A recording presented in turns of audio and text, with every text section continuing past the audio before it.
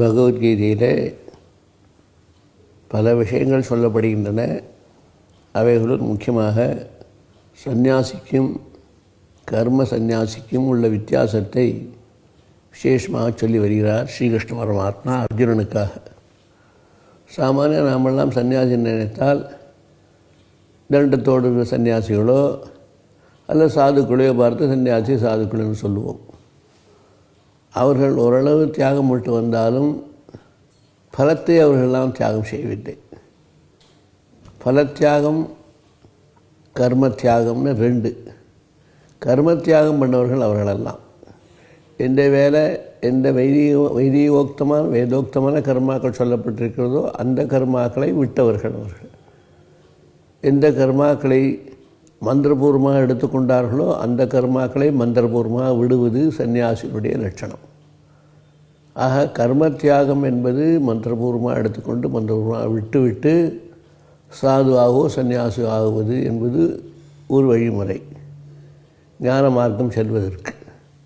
இன்னொன்று கர்மபலத்தையே தியாகம் பண்ணிவிட்டு அவன் நிதானத்தாக இருக்கட்டும் என்ன வேணா இருக்கட்டும் அவனுடைய கடமைகளை அவனுடைய கர்மாக்களை உலக கர்மாக்களை என்னென்ன வேண்டுமோ எல்லாத்தையும் செய்து கொண்டே இருப்பான்.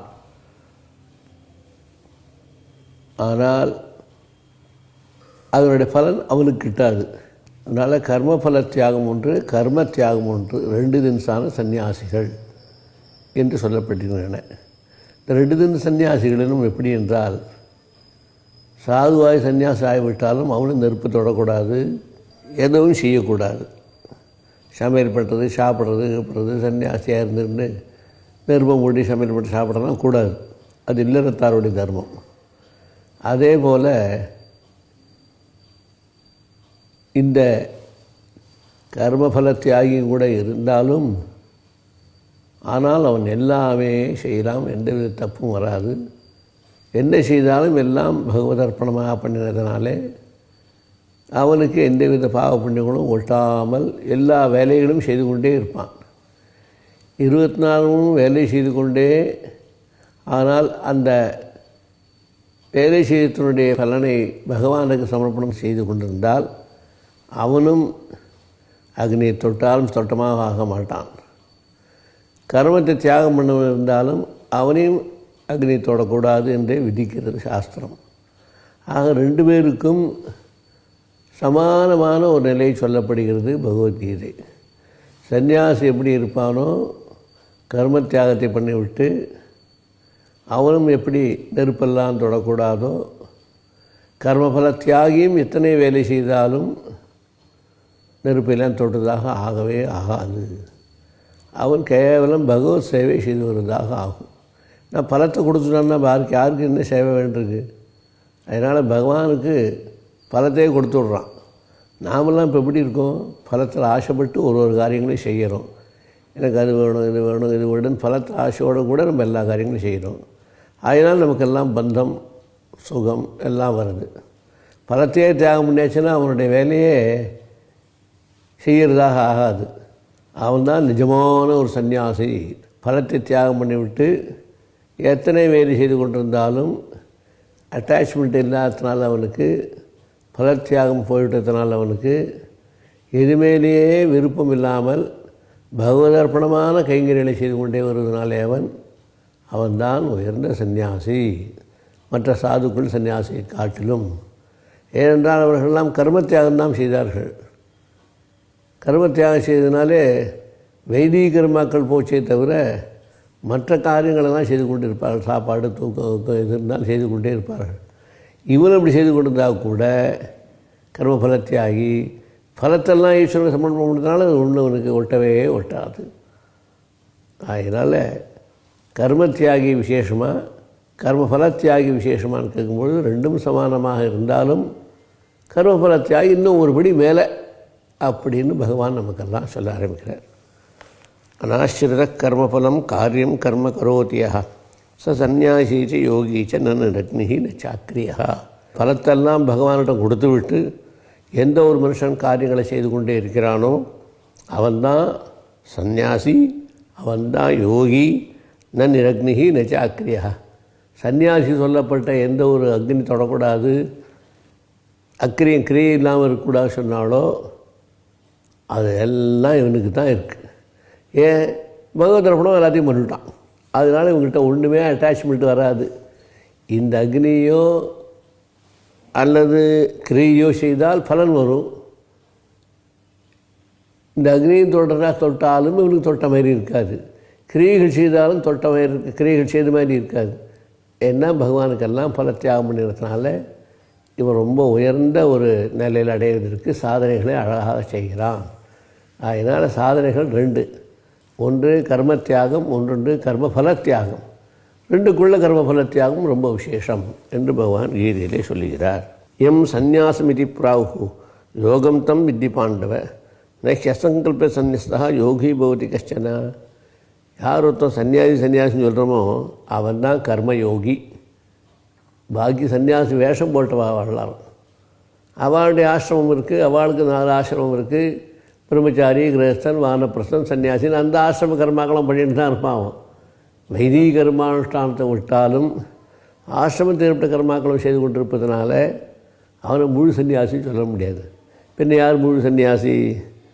யார் ஒருத்தன் சன்னியாசின்னு சொல்லணுன்னால் அவன் கர்மயோகியாக இருக்கானோ அவன் தான் முழு சன்னியாசி. பகவதர்ப்பணமாக பலத்தை கொடுத்துட்டு யார் செஞ்சுட்டு இருக்கானோ அவன் தான் முழு சன்னியாசி. நெக்ஸ்ட் அசன்யஸ்த சங்கல்பா யோகி பவதி கஷ்டன. சங்கல்பபூர்வமாக ஒருத்தன் விட்டத்தினால மாத்திரமே ஒரு யோகி ஆகிட முடியாது, கர்மயோகி ஆகிட முடியாது. நான் எல்லாத்தையும் விட்டேன்னு கர்மாக்களை தியாகம் பண்ணதுனால மாத்திரமே பெரிய யோகி கர்மயோகி பெருசு ஆகிட முடியாது. ஆகினால எந்த வேலை செய்கிறதா இருந்தாலும் வேதோக்த கர்மாக்களை பிரகாரம் செய்து கொண்டிருந்தாலும் ஆசிரம தர்மம் ஒன்று இருக்கிறதுனால ஆசிரம ஒன்று இருக்கிறதுனால அவனுக்கு ஆசிரம கர்மாவோ புண்ணியமோ பாவமோ வராதுன்னு இருந்தாலும் என்ன ஆசிரமத்தை சொல்லப்பட்ட நித்திய கடமைகளை செய்தால் ஒன்றும் ஒட்டாது, பாவம் வராது. இப்போ நாம் எல்லாமே சந்தியாவந்தனம் பண்ணுறோம். சந்தியாவனம் பண்ணால் என்ன புண்ணியம்னா ஒரு புண்ணியமும் கிடையாது. பின்ன எதுக்காக பண்ணுறேன்னா பாப பரிகாரத்துக்கு பண்ணிக்கோன்னா. அதனால் சந்தியாவனம் பண்ணுறது எதுக்குன்னா புண்ணியத்துக்காக இல்லை, பாப பரிகாரத்துக்காக தான் பண்ணிக்கோன்னா. அந்த மாதிரி இந்த சன்னியாசிகளுக்கு ஏற்பட்ட கர்மாக்களை செய்வது எதுக்குன்னா துக்கங்களாக வராமல் இருக்கிறதுக்கு தடுப்பதற்கு அதெல்லாம் வருவே தவிர வேறு ஒன்றும் பெரிய லாபம் இல்லை. ஆகினால் அது விசேஷமாக சந்நியாச தர்மத்தையும் செய்யணும், கர்மபல தியாகியாக உள்ள அவனையும் செய்யணும். 2 பேர் யார் விசேஷம்னா கர்மபல தியாகிங்கிற சொல்கிறவன் தான் சன்னியாசிங்கிறதுல முழுக்க பொறுத்தவன். சன்னியாசின்னா கர்ம தியாகம் பண்ணுறதோட மாத்திரம் சன்னியாசி இல்லை, பல தியாகத்தை யார் பண்ணுறானோ பகவத் அர்ப்பணமாக எதுலேயும் நமக்கு இனிமேல் ஒட்டுதலே இருக்கக்கூடாது, பற்றதிலே இருக்கக்கூடாது என்று பலத்தை யார் தியாகம் பண்ணுறானோ அவன் தான் உயர்ந்த சன்னியாசி. ஆருருட்சேர் முன்னுயர் யோகம் கர்ம காரணம் உச்சிதே. யார் ஒருத்தன் இந்த ஞான மார்க்கத்துக்கு வரணும்னு முயற்சி செய்து வேதாந்தங்கள் அனுஷ்டானங்கள் இது போன்ற நல்ல சர்ச்சைகள் வேதாந்த சர்ச்சைகள் முதலெல்லாம் செய்து கொண்டு யார் ஒருத்தன் இருக்கானோ அவனுக்கு ஆரூருட்சுன்னு பேர். ஆரோடும் மிச்சு. ஞான மார்க்கத்துக்கு வருவதற்கு ஆசைப்படுறவன் யாரோ அவனுக்கு கர்மா ரொம்ப ரொம்ப ரொம்ப அவசியம். கர்ம காரணம் உச்சது. யோகாரூடஸ்ய தசைவ. அவனே கர்மயோகி ஆகிட்டான்னு வச்சுக்கோ, அப்போ அவனுக்கு கர்மாவே தியாகம் இல்லை. எத்தனை கர்மா பண்ணாலும் அவனுக்கு கர்மாவாக ஆகவே ஆகாது. சம காரணம் உச்சது. அவனுக்கு சாந்தி சமாதானம் இது ஒன்றை தவிர வேறு ஒன்றுமே இருக்காது. ஆகினால ஆரம்ப திசையில் யாரெல்லாம் உற்சாகமாக இருந்து ஞான மார்க்கம் வரணும்னு ஆசைப்படுறாங்களோ எல்லோரும் நல்ல கர்மாக்களை பண்ணி நன்னாவே பண்ணணும். அதுக்கப்புறம் ஆர்வடன் ஆயிட்டான், அந்த முயற்சி செய்து அதனுடைய பலனை அடைய வேண்டும் என்ற நிலையை அடைவதற்கு கிட்ட வந்து விட்டான். அவன் ஆர்வடன் ஆயிட்டான். அவன் பரமேஸ்வர ஸ்வரூபத்தை ஈஸ்வர ஸ்வரூபத்தை ஆத்மஸ்வரூபத்தை அடையிறதுக்கு லாயக்காரன் ஆயிட்டான். அப்போ இந்த காரணம்தான் சமம் தான் காரணம். சமம் மனசாந்தி ஆகிட்டுதா அப்போது அவன் பரமாத்ம ஸ்வரூபத்தை கிட்டக்க வந்துவிட்டான்னு அர்த்தம். எதாகி ந இந்திரியார்த்தேஷு ந கர்மசு அனுஷஜ்யதே சர்வசங்கல்ப சந்நியாசி யோகாரோட சதோத்தியதே. இந்திரியார்த்தமும் கர்மத்திலையும் யாருக்கு ஈடுபாடு இல்லாமல் இருக்கானோ அவன்தான் சர்வசங்கல்ப சந்நியாசி, அவன்தான் கர்மயோகின்னு சொல்லணும். ஏன்னா இந்திரியங்கள் பாட்டுக்க வேலை பண்ணிட்டு இருந்தாலும் கர்மாக்கள் எதாவது செஞ்சிருந்தாலும் அதில் பற்றுதலோடு ஆசையோடு அந்த கர்மாக்களை செய்வதோ இந்திரியங்கள் மூலமாக சுகத்துக்குள்ள அறிவிக்கணும்னு நினைக்கிறதோ, சன்னியாசியாக இருந்தாலும் கூட, மாமூல் வழக்கமான சன்னியாசியாக இருந்தாலும் கூட, எங்கே இந்திரியங்களுக்கும் அர்த்தங்களுக்கும் எங்கே கர்மாவிலையும் ஆசக்தி இல்லாமல் இருக்கானோ, ஆசைப்படாமல் தன்னுடைய கடமை நம்முடைய இது இந்திரியங்கள் பார்க்கும் போகும் பேசுங்க அது பாட்டுக்கு வேலை பண்ணிட்டே இருக்கும். அதுபோலத்தான் கர்மாக்கள் என்ன பண்ணுறா இருந்தாலும் ஆசையோடு செய்யாமல் கடமைங்கிற முறையில் செஞ்சுட்டே இருந்தால் அவன் தான் சர்வசங்கல்ப சந்நியாசி. அவன் தான் சர்வசங்கல்ப, அவன் தான் யோகாரூடன்னு பேர். கர்மயோகத்தில் மேலே ஏறி வந்தவன்னு பேர். உத்தரேது ஆத்மனாத்மானம் ஆத்மானம் அவசாதேது ந ஆத்மானம் அவசாதேது ஆத்மேவ ஷாத்மனோ பந்து ஆத்மேவ ரிபுராத்மனா. அப்படிப்பட்ட ஒரு நல்ல நிலையை அடைஞ்சவன் மோட்ச காரணத்துக்கு மோட்சத்தை அடையணும்னு விரும்பி, ஞானத்தை அடையணும்னு விரும்பி யார் ஒருத்தன் வரானோ, உத்தரேது ஆத்மனா ஆத்மானம். அப்போ என்ன இருக்குது? ஆத்மனா ஆத்மானம் ரெண்டு ஆத்மாவால் ஆத்மாவை அடையணும்னா இந்த சரீரம், இந்திரியங்கள், மனசு, புத்தி, ஜீவன் இதெல்லாம் இருக்கு இல்லையா, இந்த ஜீவன் கூட தனிஸ்வரூபம் இல்லை, ஆத்மஸ்வரூபத்தோடு சேர்ந்தது தான். அது அப்படி ஜீவன் மாதிரி நம்ம உடம்புக்கு தோன்றதே தவிர அது நிஜமான ஜீவன் அல்ல, அதுவே தான் ஆத்மா. நம்ம நிலையில் நமக்கெல்லாம் ஜீவன் வேறே பரமாத்மா வேறே என்ன தெரிகிறதோ, அந்த ஜீவன் கூட ஆத்மாவோடு லயிச்சு போடுவான். எப்படி நதி ஜலங்கள்லாம் தனித்தனியாக இருந்தாலும் கூட சமுத்திரத்தில் சேர்ந்த உடனே ஒன்றாக ஆகிடுறதோ, இது இந்த நதி ஜலம் அந்த நதி ஜலம் இந்த நதியும் தெரியாதோ, அதுபோல் இந்த மனுஷனுடைய ஜீவன் அந்த மனுஷன் ஜீவன் இந்த மனுஷனுடைய ஜீவன் தெரியாமல் ஒன்றாக போய்விடு. சமுத்திரம் ஜலம் தான் வருமே தவிர ஒன்றும் வராது. அப்படிப்பட்ட ஒரு நிலை அடையிறது தான் உத்தரே ஆத்மனா ஆத்மானம். ஜீவனை நாம் என்ன நினச்சிட்டு இருக்கோம்? நான் சாப்பிட்டேன், நான் தூங்கினேன், நான் வந்தேன், இதெல்லாம் நினைக்கிறது யார்? இந்த உடம்பு மாத்திரம் இல்லை, உள்ளுக்குள்ளே இருக்க ஒரு சைதன்யம் இருக்கே ஜீவன், அதை வச்சுட்டு தான் இத்தனையும் வருது. அந்த ஜீவனுக்கு ஸ்வரூபம் என்னன்னா ஸ்வரூபமே கிடையாது. அந்த ஜீவன் ஸ்வரூபம், ஜீவன்கிறது ஆத்மா எங்கே நிறைஞ்சி இருக்கார். இங்கே ஹிருதயத்துக்குள்ளேயும் கொஞ்சம் உண்டு இடம் இருக்குது, அங்கேயும் இருக்கார். அவர் இருக்கல்ல, இந்த ஸ்பேஸ் உள்ள இடத்துல அவர் இருக்கார். எங்கேருந்து அறிஞ்சாலும் ஸ்பேஸ் உள்ள இடத்துல அவர் வந்துடுறார், அங்கே இருக்காருன்னு அர்த்தம். ஆகாஷம் எங்கேன்னு நிறைஞ்சிருந்தாலும் கடத்தை கொண்டு வச்சா, ஒரு பாத்திரத்தை கொண்டு வச்சா, அங்கே இருக்க ஸ்பேஸில் இருக்கிற மாதிரி தனியாக அவருக்கு இடம் வர்றது போகிறதும் கிடையாது. எந்த இடத்துல பாத்திரம் இருக்கோ அந்த பாத்திரத்தை உபாதியாக வச்சுக்கிண்டு அவரை வச்சுக்கிண்டு அந்த இடம் ஸ்பேஸில் உட்கார்றது நம்ம எப்படி சொல்கிறோமோ, விவகாரம் பண்ணுறோமோ, அதுபோல தான் எங்கு நிறைஞ்சுள்ள பரமாத்மாவானவர் ஹிருதயத்துக்குள்ளேயும் இடைவெளி இருக்கிறதுனால அந்த ஹிருதய சுஷீரத்தில், ஹிருதய ஓட்டையில் அங்கேயும் நிறைஞ்சவன் அங்கேயும் இருக்கிறதுனால அப்போ அவருக்கு ஜீவன்னு ஒரு பேரை சொல்கிறோம். உடம்புக்குள்ளே வந்தாச்சுன்னா ஜீவன். எந்த ஜீவராசிகளாக இருக்கட்டும், ஈ முதல் மனுஷன் வரை, மரம் வரை, எந்த சரீரமாக இருந்தாலும் எல்லாவற்றுக்குள்ளேயும் உயிருக்கு உயிராக இருந்து கொண்டு எங்கு நிறைஞ்ச பரமல் உயிருக்கு உயிராக இருந்துகிட்டு அதுக்கு ஜீவன்னு பேர். இந்த சரீரம்லாம் போயிடுத்து எல்லாம் முடிஞ்சுன்னா என்னாச்சு? அது அந்த இடத்துலேருந்து பேடுறது. என்ன அர்த்தம்? அந்த இடத்துல அது இருக்கும், ஆனால் நமக்கு தெரியாது. அந்த ஸ்பேஸில் இருக்கும், நமக்கு தெரியாது. அதுபோல் இந்த ஜீவனை நாமெல்லாம் ஜீவன் நினச்சிட்டு இருக்கமே, இவர் ஜீவரே இல்லை, இவர் நிஜமான பரமாத்ம ஸ்வரூபந்தான். அந்த பரமாத்ம ஸ்வரூபம் தெரியாததுனால, அதுக்குள்ளே உட்காந்துக்கிறதுனால, உடம்புக்குள்ளே உட்காந்துக்கிறதுனால தெரியாததுனால நமக்கு வெளியில் இருக்க பொருளே கண்டுபிடித்துனா தெரிய மாட்டேங்கிறது. உள்ளுக்குள்ளே இருக்கிற பொருளை எப்படி பார்க்க போகிறோம்? உள்ளுக்குள்ள இருக்கிற பொருளை பார்க்கணுன்னா ஒன்றே தான் வழி, ஞான சக்ஷா. ஞானத்தை அடைஞ்சி அது மூலமாக உள்ளுக்குள்ளே இருக்க ஆத்மஸ்வரூபத்தை அடைய முடியுமே தவிர ஞானம் இல்லாமல் உள்ளுக்குள்ளே இருக்க ஆத்மஸ்வரூபத்தை அடையவே முடியாது. அதனால் வெளியில் இருக்க வஸ்துவை பார்த்து நாம் எல்லாம் மோகித்து கொண்டு நமக்கு வேணும், அது வேணும், இது வேணும்னு ஆசைப்பட்டுருக்கிற வரைக்கும் ஒன்றும் நடக்கிற கதையே இல்லை. இது உள்ளுக்குள்ளே எந்த ஆத்மஸ்வரூபம் இருக்கோ அதை தெரிஞ்சுக்கிறதுக்கு முயற்சி பண்ணுறது தான் சரியானது.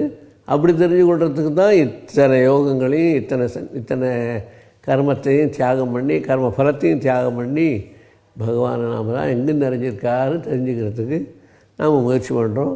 அப்படி பண்ணும்பொழுது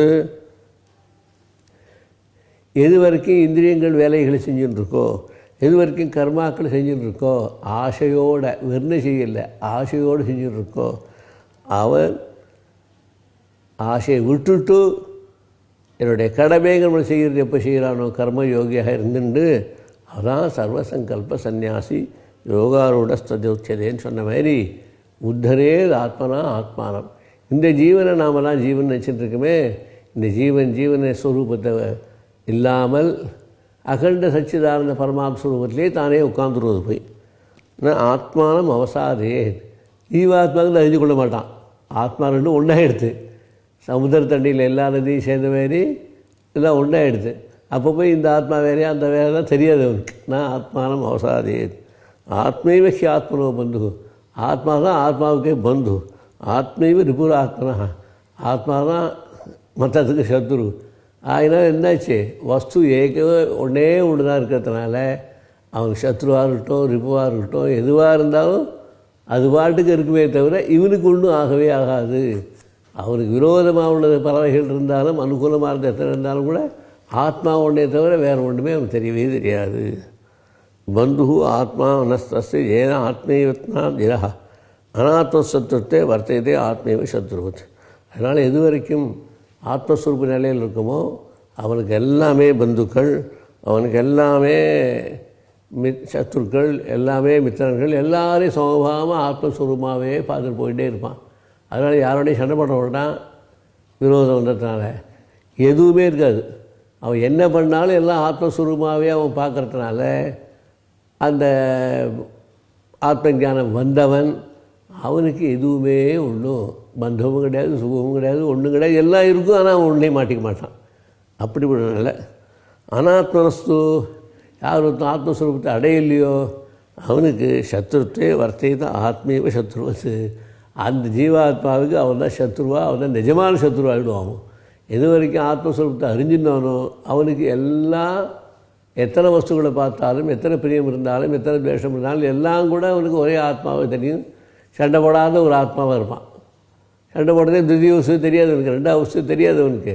ஆகினால அவன் பிரியமாக இருக்கட்டும் அப்பிரியமாக இருக்கட்டும் சத்ருவாக இருக்கட்டும் யாராக இருந்தாலும் ஒரே மாதிரி பார்த்துட்டு இருப்பான். சண்டை போடாத எத்தனை ஆத்மாக்களும் சேர்ந்து ஒரே ஆத்மா தான் அந்த ஸ்வரூபத்தை பார்த்துட்டு இருப்பான். யார் ஒருத்தன் அந்த ஆத்மஸ்வரூபத்தை அறிஞ்சிக்காமல் இருக்கானோ அவனுக்கு சத்ருத்துவம்லாம் கட்டாயமாக வரும். வர்த்தகத்தை ஆத்மீயவே சத்ருத்து. அவனுடைய ஆத்மாவே எப்படி அவனுக்கு சத்ருவாயிடுறது? ஜீவாத்மாவுக்கு அவனே தயாராக்கி அவனே அபிமானம் வச்சு அவனே இது வேணும்னு சொல்லி பிரியமாக வச்சுக்கிறான். அவனுக்கு அவனே சத்ருவாகவும் ஆகிடுவான். அதனால் இந்த யார் ஒருத்தன் ஞானம் இல்லாமல் இருக்கானோ அவனுக்கு சத்ரு மித்ரன் எல்லாம் உண்டு. அவனுடைய ஆத்மாவினாலே அது வருது. அவங்கள்ட்ட இருக்க ஜீவாத்மாவோடு இருக்கிறதுனாலேயே அதனாலே வருது. எப்போ ஜீவாத்மாவும் பரமாத்மாவும் ஒன்றா போயிடுத்தோ, ஒரே சுரூபம் தான், ரெண்டு சுரூபம் இல்லாமல் ஒரே அனுபவமாக போயிடுத்தோ. ஒரு ரெண்டு ஜாங்கிரி பண்ணியிருந்தான், தனித்தனியாக இருந்தது, ரெண்டையும் சேர்ந்து ஒரு வாயில் போட்டுட்டான், ஒரே ஜாங்கிரி ரெண்டு இனிப்பு தான் வரும் அவனுக்கு. அந்த மாதிரி ஜீவாத்மா பரமாத்மான்னு பேர் இருந்தாலும் அந்த வடிவம் இருந்தாலும் அதுக்கு ருச்சி இருந்தாலும் ரெண்டும் சேர்ந்து ஒன்றாகும் போது ரெண்டும் சேர்ந்துனா ரெண்டும் சேர்ந்து தனித்தனியாக இருக்கானா ரெண்டும் கிடையாது. ஒரே வஸ்து தான் ரெண்டாக நமக்கு தெரிகிறது. அதனால் ரெண்டும் சேர்ந்து ஒன்றா இருக்குதுன்னா என்ன அர்த்தம்னா ஒரே வஸ்து ரெண்டு வடிவத்தில் வந்தது. ரெண்டு வடிவம் தனித்தனி கிடையாது. நம்மளுடைய பிரமையினால் நமக்கு வந்தது. கயத்தில் பார்த்து பாம்புன்னா கயிறு ஒன்று பாம்பு ஒன்று ரெண்டு இருக்கான்னு. பாம்பு இருக்கும்போது கயிறு இருக்காது, கயிறு இருக்கும்போது பாம்பு இருக்காது. ஆனால் ஏதோ ஆதாரம் இல்லாமல் ஒரு பிரம்மம் வராது. ஆக ரெண்டு வஸ்து இருக்குன்னு நமக்கு எப்படி தோன்றதோ அதுபோல தான் இந்த ஆத்மஸ்வரூபத்தில் மற்றதெல்லாம் ஆரோபிக்கப்பட்டு கற்பனை செய்யப்பட்டு அந்த கற்பனையில் இப்போ ஓடின்னு இருக்கு நம்மளுடைய சம்சாரம் வாழ்க்கை. நிஜமான வாழ்க்கையானா யாருக்கு ஆத்மஸ்வரூபத்தை அறியலையோ அவள் நிஜமான வாழ்க்கை. யார் ஒருத்தன் ஆத்மஸ்வரூபத்தை அறிஞ்சினானோ அவனுக்கு கல்பனையான வாழ்க்கை. ஏன்னா நிஜமே இல்லையே வாழ்க்கையில், எல்லாம் பொய் தானே அவன் கணக்கில். ஆகினால ஆத்மா ஒன்றை தவிர வேறு ஒன்றும் இல்லைன்னு நினைக்கிறதுனால எத்தனை வாழ்க்கையில் நம்ம என்னென்ன அனுபவித்தாலும் எல்லாம் அவனுக்கு ஒரே மாதிரி இருக்கும். யார் நம்பவே இருக்கோமோ அஜ்ஞானியாக இருக்காளோ யாரெல்லாம் இருக்காளோ அவனுக்கெல்லாம் அநேக வஸ்துக்கள் இருக்கிற மாதிரி தெரிஞ்சு பேத புத்திகள் இருந்து எல்லா காரியங்களும் நடக்கும். அனாத்மனஸ்து சத்ருத்வே வர்த்தேத ஆத்மீய சத்ருவத்து. அவனுடைய ஆத்மாவே அவனுக்கு சத்ருவாக ஆகி பல சுக துக்கங்களெல்லாம் கொடுத்து எல்லாமே ஆகிடுறது.